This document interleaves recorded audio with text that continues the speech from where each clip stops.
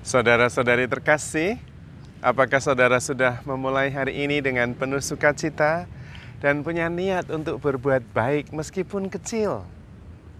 Semoga Tuhan memberkati niat baik saudara. Kalau saya bertanya, 100 dikurangi 1 hasilnya berapa? Pasti Anda semua bisa menjawab dengan mudah. 99. Mudah sekali. Dan itu benar. Tetapi secara matematis di atas kertas teori. Dalam kenyataannya yang sering terjadi adalah 100 dikurangi 1 sama dengan 0. Terutama dalam relasi. Tetapi juga dalam hal biasa-biasa seringkali seperti itu. Contoh sederhananya, saya setiap hari misa. Dan sering kali misa bersama umat. Berhari-hari, berkali-kali. Sepanjang tahun, bertahun-tahun. Dan suatu ketika saya melakukan kesalahan, salah menyebut uskup. Wah, itu diingat terus. Romo tadi salah uskupnya. Ayah, memang benar salah. Tetapi 100 kali yang benar itu enggak pernah dikomplain. Tapi 1 kali salah diingat terus. Itu contoh sederhana. 100 dikurangi 1, 0. Dalam relasi lebih parah lagi.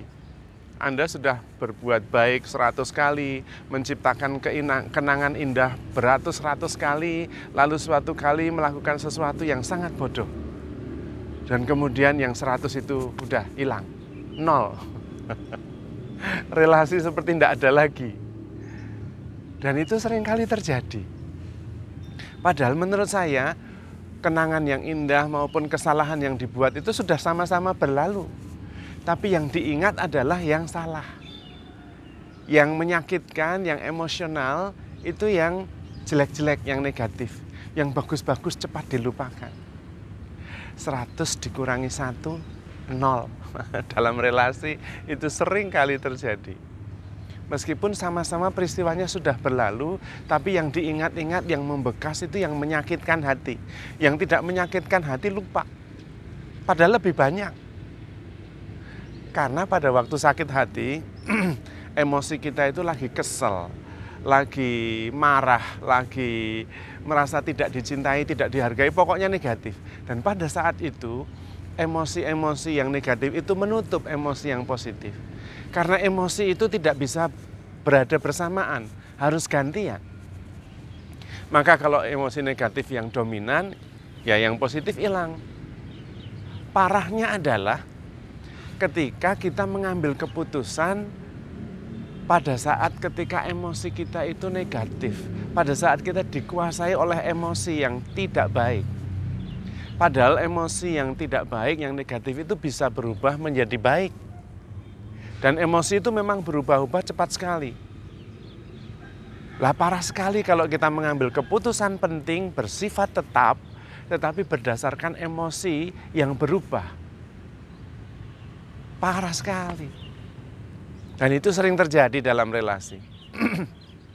Maka ada nasihat yang mengatakan, pada waktu emosional, jangan mengambil keputusan yang besar. Tenang dulu. Emosi itu bisa berubah. Ambil keputusan besar ketika emosi kita sudah tenang.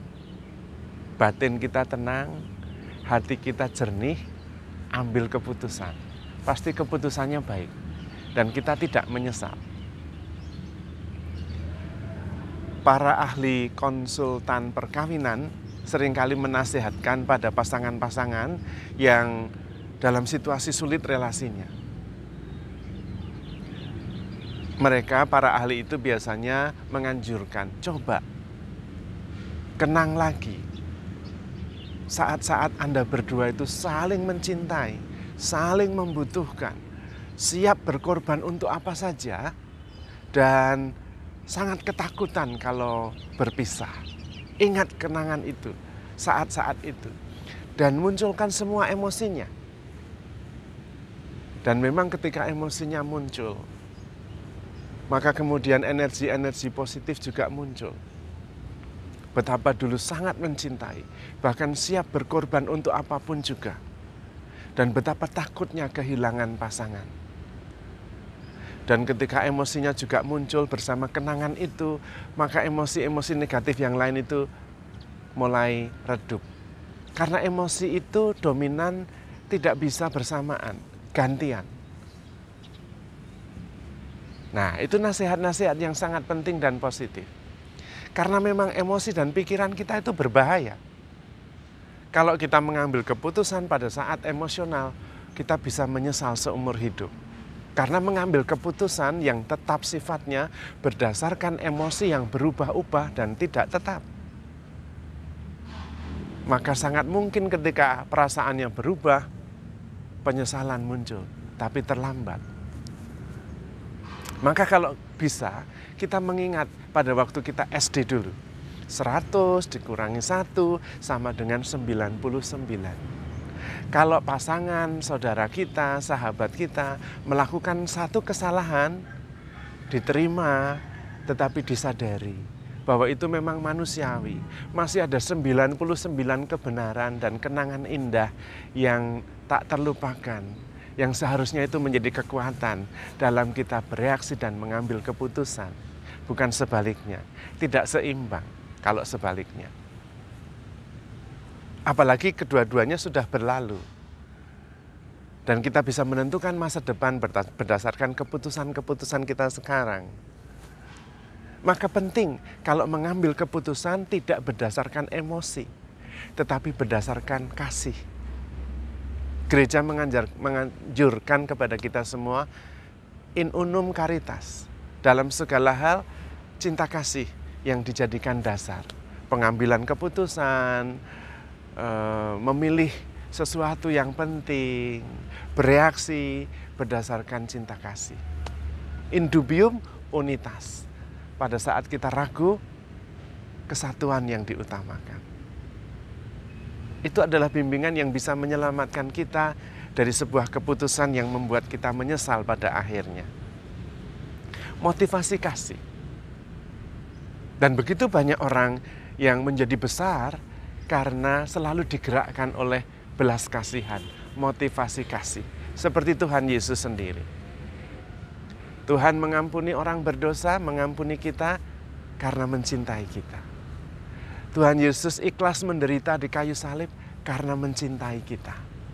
Tuhan Yesus ikhlas masuk dalam kematian, mengalahkan kematian dan menghadiahkan kehidupan kekal karena cinta kasih.